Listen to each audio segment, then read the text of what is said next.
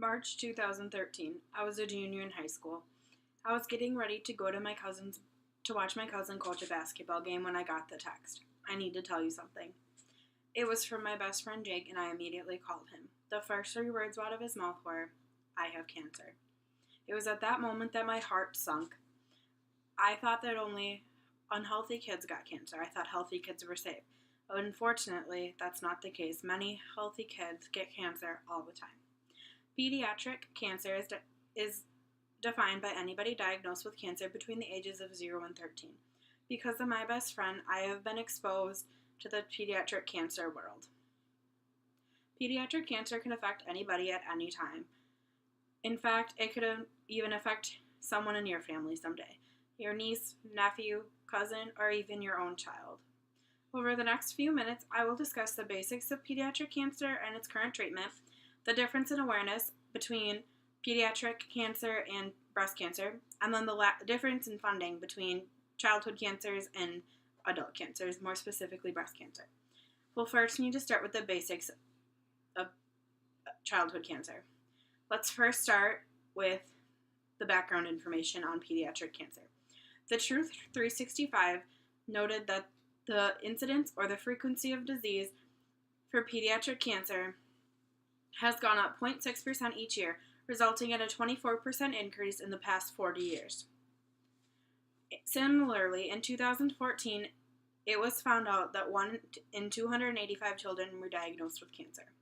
The World Health Organization's International Agency for Research on Cancer discovered that every 2 minutes a child is diagnosed with cancer worldwide.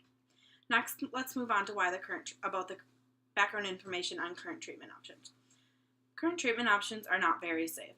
Truth 365 states that 95% of those diagnosed with childhood cancer will have an illness or disease that was caused from their treatments by the age of 45. Since 1980, there have only been 10 new drugs for pediatric cancer compared to the hundreds of drugs that have been developed for adult cancers. Why is it this way? In fact, many children diagnosed with cancer today are being treated with the same treatments that they used in 1970. No change, same outcomes, but they still don't do anything about it. Because of how toxic the treatments are, many children beat the cancer only to succumb to the complications that arise because of their treatments. An example of this is Kelsey. On November 4th, 2014, a seemingly healthy Kelsey was diagnosed with a form of leukemia. After chemotherapy, she seemed to be doing well and was deemed cancer-free. Unfortunately, while the chemo was destroying her cancer, it was also destroying her heart. On April 18, 2015, Kelsey passed away 5 short months after her diagnosis and only 6 days after her 18th birthday. She didn't pass away because of the cancer itself. Instead, she passed away because of the treatment and the complications that it gave her. Jake, my best friend, was diagnosed with acute lymphoblastic leukemia in March 2013. This cancer is known as one of the most treatable pediatric cancers. Jake wasn't so lucky. By December 2013, Jake was in remission, but unfortunately by January 2014, the cancer was back, and it was back with a vengeance. Jake had to undergo new treatments that he hadn't in the past, and due to these treatments, Jake passed away on November 16, 2014, due to complications from his treatments and not the cancer. I first talked about the background information of pediatric cancer, and then I moved on to the current treatment options. Next, we'll discuss awareness. There's an obvious difference in awareness between pediatric cancer and an adult cancer, which is breast cancer. We'll start with breast cancer, and then we'll move on to pediatric cancer. Now, how many of you have heard of Breast Cancer Awareness Month? I assume most of you have. In fact, the NFL and many other organizations go pink in October. The NFL, more specifically, has the players wear pink gloves, pink shoes, pink towels. It has the coaches wearing pink hats, and then they even paint the sidelines pink. Along with that, they also have NFL players and their wives make commercials saying how important it is to get a mammogram and get tested. According to Marie Claire magazine in 2011, the Susan G. Komen Foundation grossed over $420 million for breast cancer.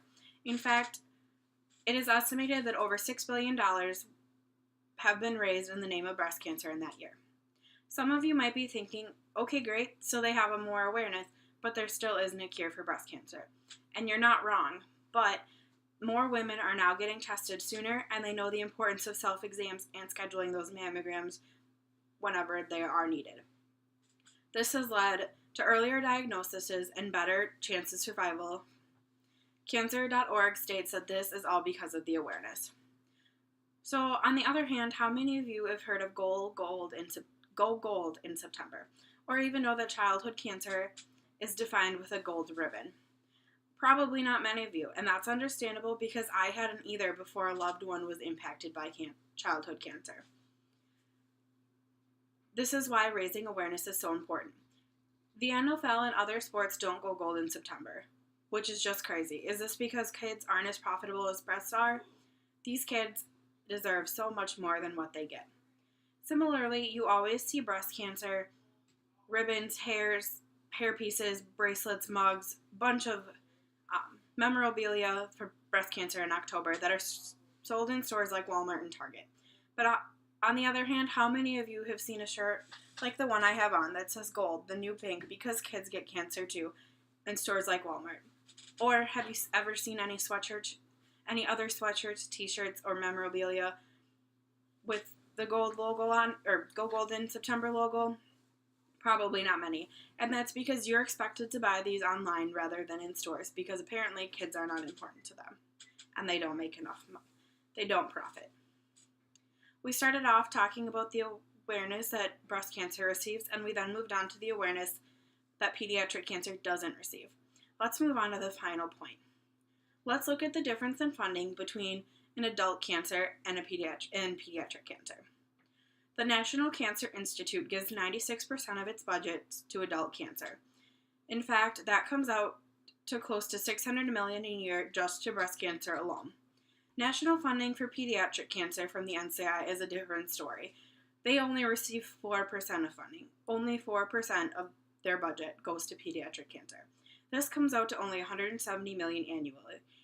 Imagine if more people were aware of cancer, the pediatric cancer, they would make more fuss about it, which would hopefully make the NCI give more of its budget to pediatric cancer. In fact, if they only increase their budget by 1%, that would be an extra $50 million going towards research to finding a cure for pediatric cancer. We first talked about the funding that adult cancer received, and we then moved on to the funding that pediatric cancer receives.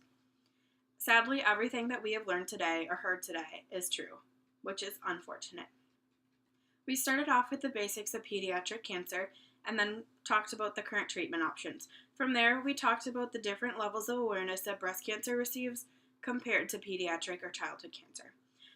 And then finally, we finished talking about the different funding that pediatric cancer receives compared to adult cancers. These kids fighting cancer deserve more.